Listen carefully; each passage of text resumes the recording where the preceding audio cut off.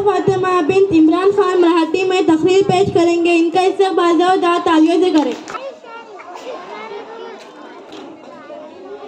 सन्माननीय व्यासपीठ, वंदनीय गुरुजन वर्ग व उपस्थित माझ्या प्रिय मित्र मैत्रिणींनो, प्रथम सर्वांना नमस्कार।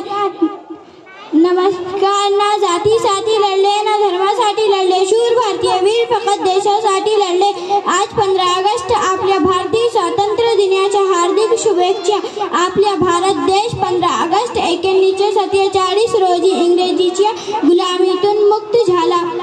आपल्या भारत देश स्वातंत्र्य मिळवून देण्यासाठी अनेक स्वातंत्र्य सैनिकांची बलिदान दिले। हा दिवस आपल्या सर्व स्वातंत्र्य सैनिकांची आठवण करून देतो आणि आपल्या मनात देशभक्ती वाढतो।